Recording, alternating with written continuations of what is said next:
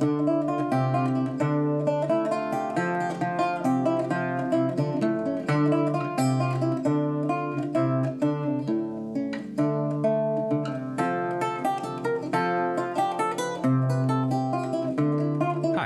Peter Adamson, and you're listening to the History of Philosophy podcast, brought to you with the support of the Philosophy Department at King's College London and the LMU in Munich.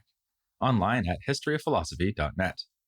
Today's episode, Pen Pals, later French Humanism. As an American living in Germany, I obviously have regular opportunities to regret that I am not a native German speaker, but I also have regular opportunities to be glad that my mother tongue is English. This is especially so in academic settings. When there's an international meeting of scholars from, say, France, Finland, Italy, Germany, and Greece, their common language is bound to be English. I'm often the only native speaker in a group like that, which is sort of like showing up to a tennis tournament with a state-of-the-art graphite and carbon fiber racket, while everyone else is using wooden ones. Most academic publishing is in English too, which suits me just fine. Of the European nations, it's really only France that has maintained its own language as the chief vehicle for writing about philosophy. The French, of course, have a long and proud history of refusing to learn English. But in an earlier period of that history, they did switch into another foreign tongue in academic contexts, Latin. This is illustrated by the correspondence of Joseph Scaliger, the son of Julius Caesar Scaliger, whom we covered in episode 401. In a letter written in 1608, the younger Scaliger relates with some chagrin how he fell into an awkward conversation with an Englishman in the Dutch city of Leiden. This visitor, admitted Scaliger, might as well have been speaking Turkish, and unfortunately, even the most learned Englishmen pronounced Latin very badly. Sneering at the English for their lack of linguistic achievement, another long-standing French custom. Scaliger's letter was written in Latin, not in French, which was not unusual. His voluminous surviving correspondence runs to 1,653 letters, more than 1,000 of which are in Latin. Scaliger regularly corresponded with other Frenchmen, not in their shared tongue, but in Latin, especially when discussing scholarly matters. This may seem surprising, but I've often seen something similar, Germans choosing to give papers in English in front of German-speaking audiences, on the grounds that they are not used to talking about philosophy in their native language. The correspondent to whom Scaliger sent the most surviving letters was the humanist Isaac Casaubon, of whom Scaliger said that he was the greatest Greek scholar that we have. He is my superior. The many messages they sent to one another exemplify a phenomenon that we have seen before, as with the surviving correspondence of Erasmus and the stylish letters written by Italian humanists. It's also a phenomenon that will need extensive discussion when we get to early modern philosophy. I have in mind the so-called Republic of Letters, in which learned men, and occasionally women, around Europe pursued scientific and philosophical questions by writing to one another, usually in Latin. By the turn of the 17th century, this Republic of Letters was well on its way to being founded. Scaliger, for instance, wrote to, among many others, Tycho Brahe, Johannes Kepler, Theodor Beza, Justus Lipsius, Philippe du Mornay, and for good measure, the kings of France and Scotland. But it makes sense that Casaubon was Scaliger's favorite pen pal, because they had so much in common. Both were Huguenots, who passed through the unofficial capital of the Calvinist world, Geneva.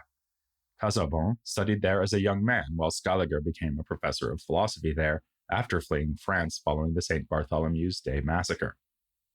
Both would spend their final years living abroad, Scaliger in the Netherlands until his death in 1609, Casaubon in England, where he would die in 1614.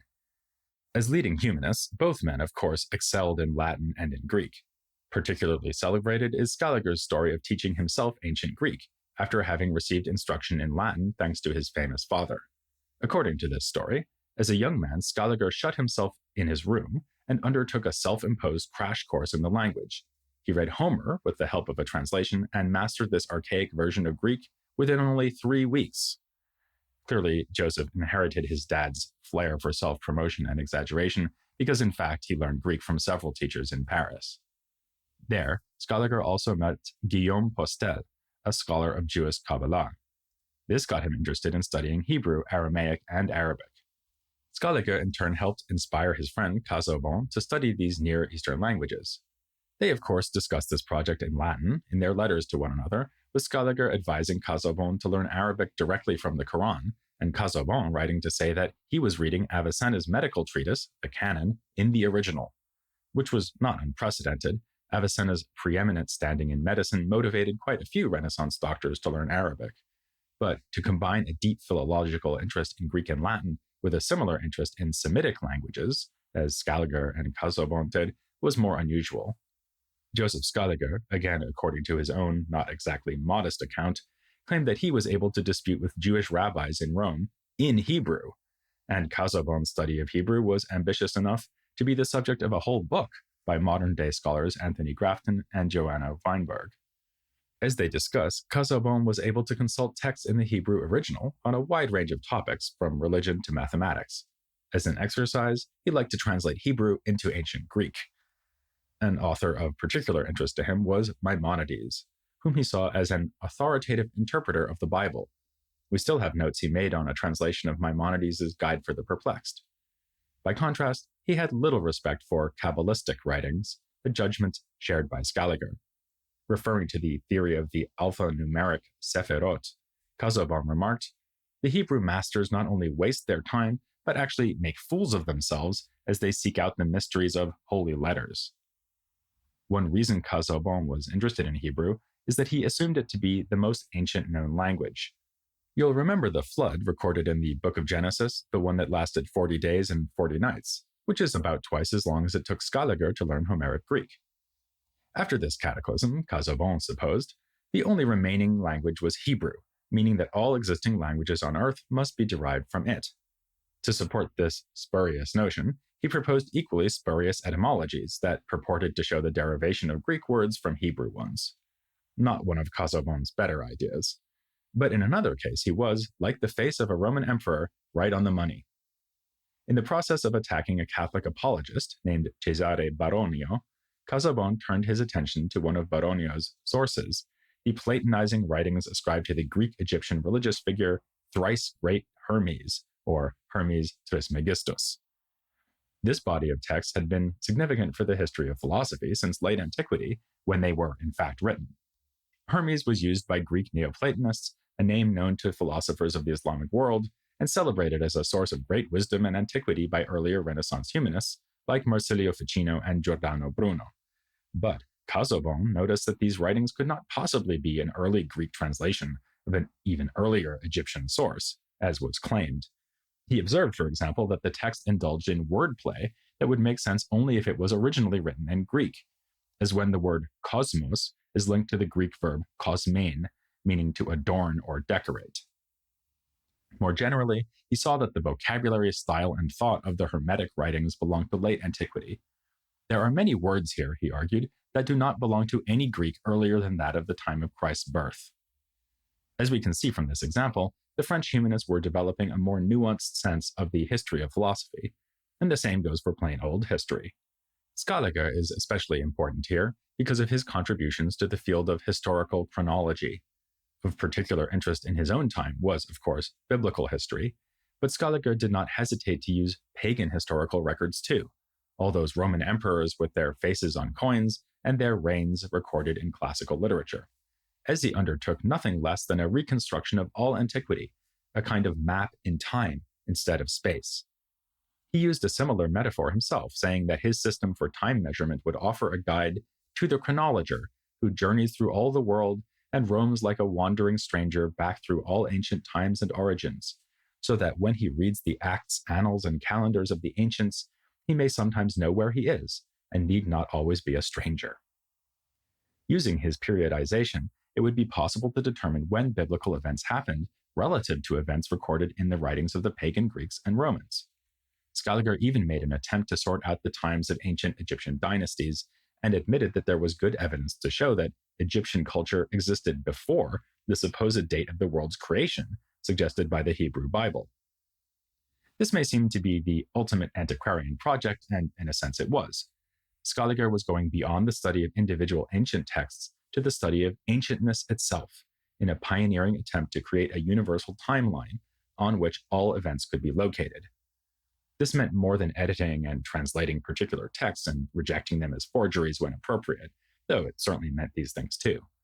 Scaliger was envisioning a unification of all the ancient cultures known to the humanists, Greek, Roman, and Near Eastern, within a single chronological framework, something he was well placed to do, having learned nearly all the relevant languages.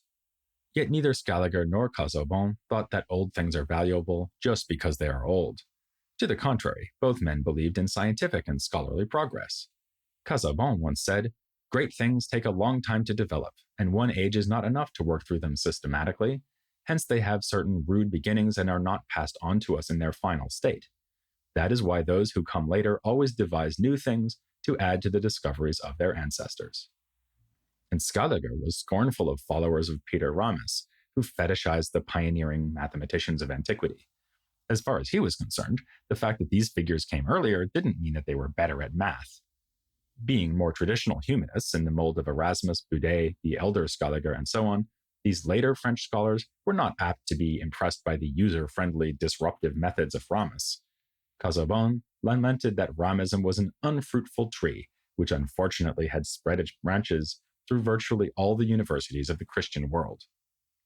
So around the turn of the 17th century, some humanists were distancing themselves from or debunking the Neoplatonic, Neo-Pythagorean approach to ancient thought that had still been accepted by scholars like Ficino and Pico. And of course, humanists had long defined themselves in opposition to Aristotelian scholasticism, even before the user-friendly simplifications of Ramus came along. That left an opening for influence from other ancient philosophical traditions, especially Stoicism and skepticism. We already looked at the greatest exponent of Stoic thought in the late Renaissance, Justus Lipsius, and discussed his thought in an interview with John Sellers. That was in episode 391 and 392. But it would be worth touching on a French exponent of Neo-Stoicism who was a contemporary of Casaubon and the somewhat older Scaliger. His name was Guillaume du Vair. Where Lipsius's Stoicism was inspired especially by Seneca, for du Vair, the most important ancient author of the school was Epictetus. He wrote a work called The Moral Philosophy of the Stoics, which was published as a commentary to his own French translation of Epictetus's Enchiridion. Then, he wrote a dialogue with the title On Constancy. That may sound familiar, since Lipsius did exactly the same thing and for similar reasons.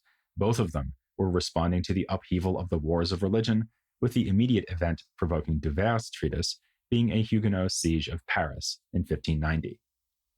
Though du Vair was heavily under the influence of Lipsius, he did bring something distinctive to the late 16th century revival of Stoicism. It has been said that he was the Christian and nationalist among the Neo-Stoics. He counts as a nationalist because of the political context and content of his work, and because he was deeply engaged with French politics. He was, among other things, a member of the Paris Parlement and the president of the Parlement of Aix-en-Provence. In this period of constitutionalist challenges to the monarchy, du Vair may be counted among the conservative monarchists. He wanted the nobility, to which he belonged, to work closely with the king to keep the lower classes in line. This despite the fact that he shows clear sympathy for the poor in his dialogue on constancy. The challenge thrown down for Stoic philosophy to solve is that there is so much misery in the France of his day, as illustrated by horrifying stories of hunger among the people as a result of the constant warfare. There have even been rumors of children being eaten. But as du Vair says, no evil is so great that reason and philosophical conversation cannot overcome it. Part of his response is to compare our life on earth to a battle. God's providence is compatible with the evils and suffering we see around us because he wants us to rise to this challenge. Yet in something of a twist on classical Stoicism, and certainly a departure from du Vair's favorite source, Epictetus, who focused especially on the individual's will and virtue, du Vair emphasizes the need to come together as a political community, rather than looking to self-interest. After all, as one of his characters says, there's no point saving your house if the whole country falls. Still, to du Vair's mind, true consolation in the face of evils cannot be found in anything that is done or achieved in this world. This brings us to the distinctively Christian aspect of his thought. In his work on the Stoics' moral philosophy, du Vair presents a rather unstoic vision of our ultimate good, namely beatitude in the afterlife, through contemplation of God. In this life, we should work to embrace alongside the standard virtues recognized by the ancients, also the distinctively Christian virtues of faith, hope, and charity. More faithfully Stoic is du Vair's relentless emphasis on the importance of avoiding false belief, which he places under the pejorative heading of mere opinion. People are miserable not so much because of the things that happen to them, but because of the false beliefs they have about these things. For example, that so-called external goods are truly valuable, or that the world is governed by chance rather than divine providence. When reason judges are right, then constancy in the face of misfortune is close at hand. The reason I say that this sounds faithful to Stoicism is that the ancient Stoics likewise stressed the importance of seeing the world aright and argued that misery derives from false belief. The perfect sage, who makes no mistakes, would be guaranteed to enjoy happiness.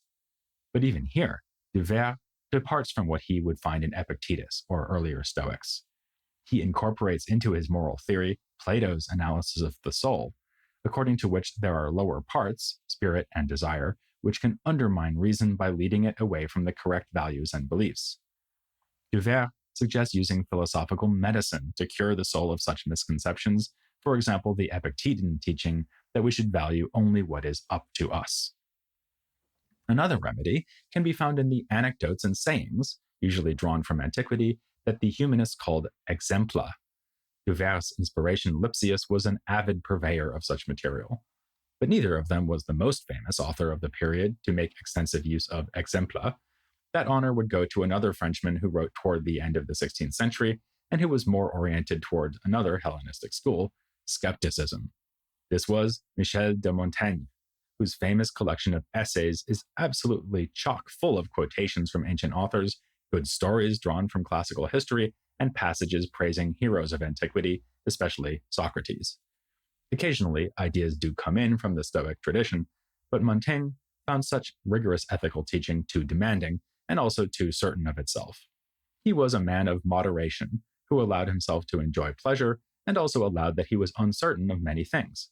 But given that Montaigne's favorite subject, the topic he found fascinating above all others, was Montaigne himself, I dare say he'd be sure that you should join me next time as we delve into his essays here on the History of Philosophy, without any gaps.